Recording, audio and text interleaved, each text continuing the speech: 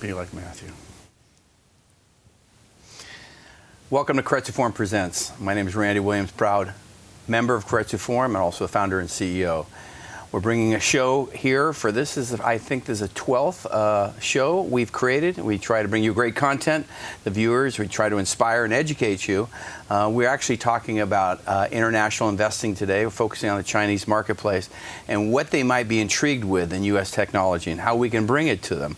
I'm proud to have my co-founder of our fund. We have a family of venture funds that invest here on the West Coast primarily, but we see and have great insight into some of the technology trends. Matthew, if you can introduce yourself and also your background, and then let's dive into what Chinese possibly are looking for here in the U.S. marketplace. Thanks a lot, Randy, and it's very exciting to be here today. This is obviously a very important topic. It was, I think, 10 years ago that you and I first went to Beijing at the invitation of the Chinese government to talk about angel investing and how we could collaborate across the Pacific. And for my own part, I've been going back and forth to China for about 15 years, working on issues of innovation, the digital economy, technology transfer, and so on. So this is a topic that's dear to my heart, and I know it is to yours too. So it's going to be very interesting to chat about. So let's frame it. Well, let's talk about your background. Tell us, above and beyond you being a general partner in our family of funds, the background that led you to where you're great success today. Obviously, you're a prolific angel investor, you and your wife, but you've also represented great companies here in America around the world. Okay, so, well, my interactions with China first began when I was a management consulting partner operating here on the West Coast, leading the West Coast operations of firms like A.T. Kearney and Monitor. And the clients typically were international, multinational companies wishing to go to China. And that's really the first phase of my involvement in China, helping pharmaceutical companies, technology companies, consumer retail companies go to China. And in that time frame, I also was fortunate enough to be asked to do some work for Shanghai Municipality on the creation of the Shangjiang Industrial Park, which is one of the largest industrial parks in China. And then a few years later, you and I began to talk about, with Judith Eaglehart, who isn't here with us today, but we began to talk about how would we do more to help angel investors get established in China. More recently, the focus has shifted a little bit because the Chinese companies themselves have begun to expand internationally, and so the Huaweis and the Lenovos and the Xiaomis are becoming increasingly important internationally. And so they've needed help to expand overseas. And then, of course, we've had the rise of a whole generation of investors, Chinese investors with capital to spend, who are looking to invest that money into overseas markets, and foremost amongst those, of course, the U.S. So typically in the U.S., a venture investor usually allocates less than 6, 5, 7%, let's call it between 2 and 7% of their liquidity toward venture investing, because there's a lot of risk, a lot of opportunity in venture investing. It's not like you know, hitting a single and double real estate and getting a 7, 10% return, which we have a real estate fund. It's very exciting. But on our venture side, you know, there's a lot of opportunity here. But Chinese investors, are they flocking toward funds? Are they flocking toward being direct in the tier ones, the VCs? Or are they trying to find opportunities directly? So I think it varies. I think there's certainly a class of Chinese investors which tend to be corporate investors who have the means and the wherewithal to go direct. And they are establishing offices here in the US and on the West Coast, and they have representatives scouting out opportunities and making direct investments. I think that's by far the minority, but they're very important because they have a lot of capital and they're very large investors. And sometimes they're investing for strategic purposes, and sometimes for financial return, and sometimes for both.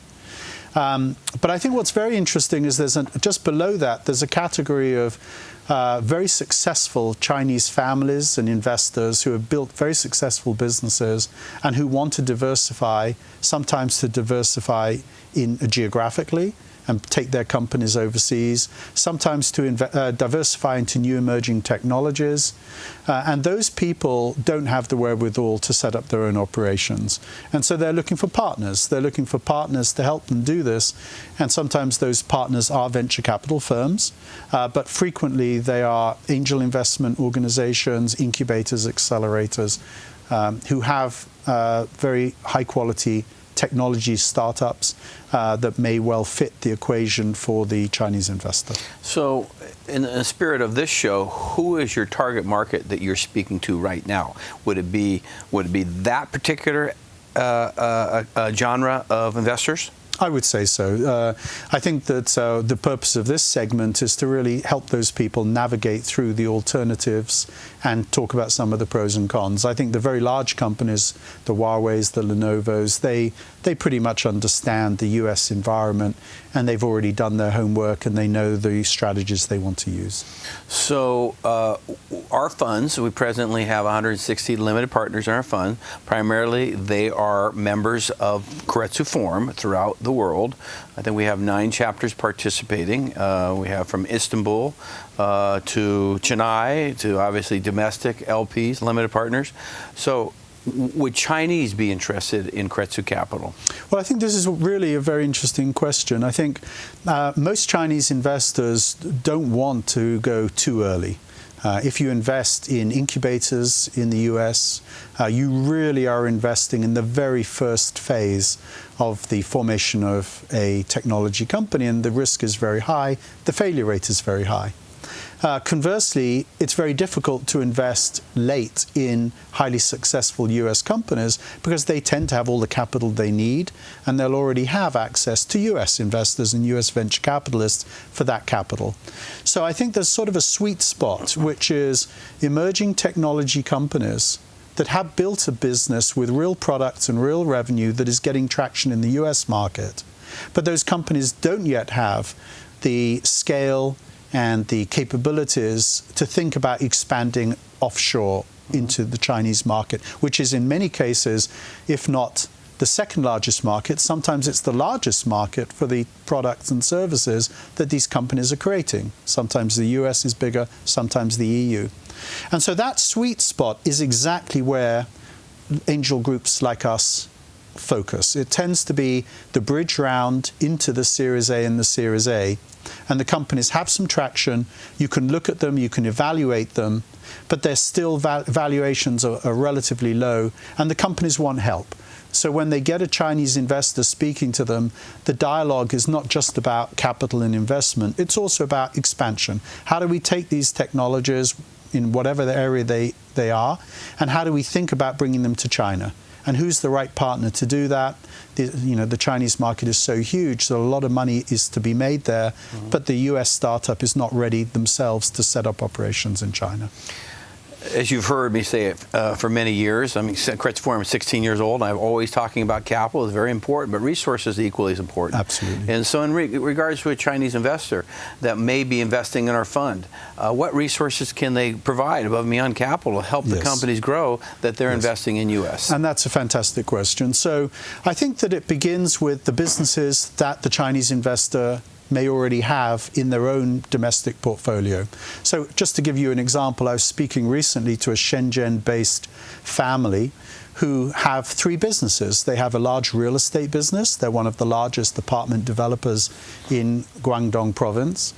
They operate hospitals, and then they also do cybersecurity as well as physical security for buildings. And so the technologies they're interested in, no surprise, it's real estate technologies, it's life sciences, devices, informatics, medical products that can be taken overseas, and to some extent biotherapeutics, so that's more complex. And then thirdly, they're very interested in all forms of security, including physical security, video technologies and things of this nature. So they have a business. They can help those types of technologies get a foothold in China. They have their own network of relationships, And so they're looking to invest in companies with those profiles. They think that they can begin the process of taking them to China by deploying them in their own companies, and then they can introduce them to other like-minded Chinese companies. So that's an example, but we could replicate that example in other areas of either technology or industry domain. In many cases, the Chinese investor already has a footprint at home, and now they're looking for U.S. technologies they can deploy into those businesses. So I'm very proud of the Senior Investor Network. It's like LinkedIn for our members, our limited partner members, yes, for our companies that we invest in, and each fund has anywhere from 35, 40 companies we've invested in. The companies who reach back to limited partners for resource. So right. If we had Chinese investors and they were reaching back for possible synergies and or distribution, how would that work? Well, I think it's a dialogue first and foremost, and it begins with a relationship. And I think the Chinese understand this better perhaps than anyone. A business succeeds best when you have a close relationship and an alignment of interests. Mm-hmm. And when you have that common set of objectives, you know each other, you know how you do business, you have an alignment and a common interest, you're investors together, and now you're trying to figure out ways of expanding the portfolio of companies. I think that that's where it all begins. And part of the reason why we want to have a small number of Chinese investors in our own funds is to begin that. It's to begin that dialogue.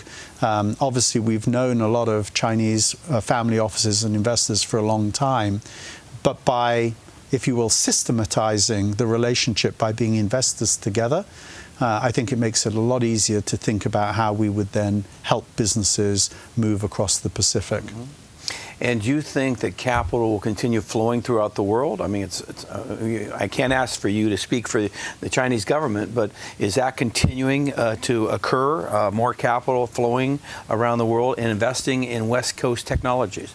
So I think foreign direct investment as a category is one of the most important forms of financing in many markets around the world. The very big economies, the US, parts of the EU like Germany or the UK, certain parts of Asia like China and Japan, have a lot of domestic capital. But most countries in the world have insufficient capital, and so foreign direct investment becomes increasingly important as you move into those other economies. I can't speak about the Chinese government's plans, but I certainly know that when Chinese companies think of going abroad, on the one hand, they look at very large markets, the US and the EU as examples, and they think about how they can get to those countries. But I also think they look at very large economies, India, parts of Africa, Brazil, and they think about how they can expand into those places too. And their capital makes a big difference. If you want to be a substantial player in some of those markets, you have to bring the capital with you. And so I don't see foreign direct investment slowing down. The specific question of the Chinese government's stance towards individual investors bringing capital to invest in offshore businesses in the US, I think that's a very interesting question, and we're not quite sure what the coming year or two will hold. But fundamentally, I think that if there's a good company, if that company, that US company, has a technology that's going to be beneficial to expanding and improving the economy of China, I would think it a little unlikely that there would not be permissions granted for a Chinese investor to participate. Well, thank you, Matthew. I know you're going to be in Asia quite a bit this year, as I am, and yes, looking forward to obviously either being on the plane with you or seeing you at Z Park or seeing you in Beijing or Shanghai. I think you're going to be also in Hong Kong. Thank you for coming today. And thank you, Randy.